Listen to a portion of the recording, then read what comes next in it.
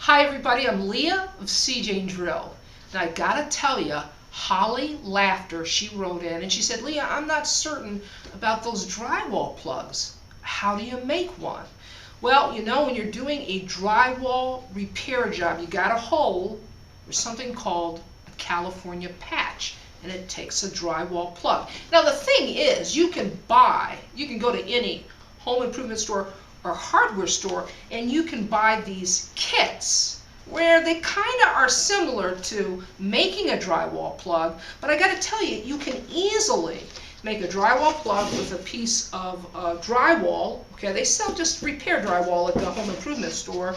Costs you a lot less. You can get 5, 6, 7 patches out of a small sheet like this for the same price that you would spend on one of these kits. So today I want to show you how to save a little money, right? And show you how easy it is to create a drywall plug. Okay, so what I've done here is I've taken that larger piece of drywall that I showed you initially, and I've cut a piece off. Now this is going to be our drywall plug. I'm going to show you how to create it, but I want to say this, you really don't want your plug being any larger than this.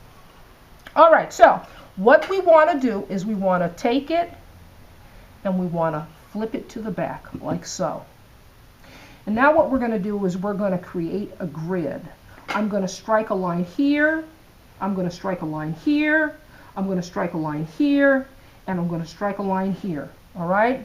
Picture in your mind what a grid would look like tic-tac-toe. Okay? Now what I'm going to do is I'm going to eyeball it. It doesn't have to be exact. Okay? I'm going to take a speed square here to act as a guide, and I want to create a nice lip here. So what I'm going to do is I'm going to hold this firmly. You want about 1 inch or more lip. That's what this is going to wind up being, a lip. We want about 1 inch or more. So we're going to go like so. Okay, that's our first cut. And we're just going to continue around the perimeter. I'm going to do the same thing over here. We want about 1 inch, right? And I'm going to do the same thing. Cut it. And so what you want to do is you want to make your last cut. You just want to continue around the perimeter like so.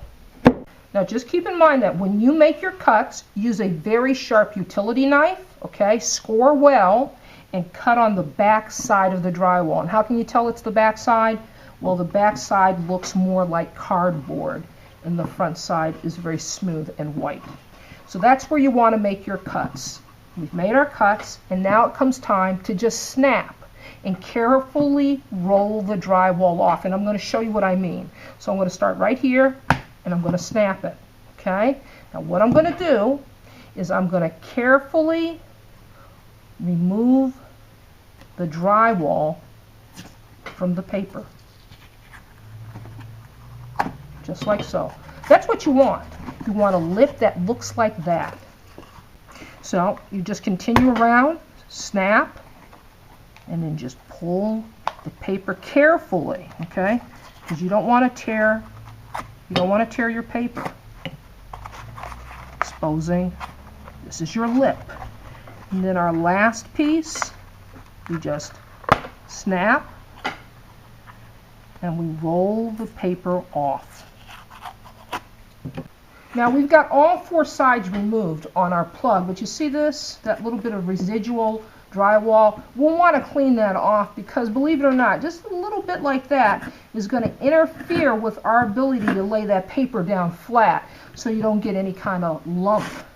And you've got like a real smooth looking patch once you go to put the joint compound. So just remove that.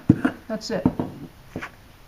So that's it. That's all it takes to make a drywall plug.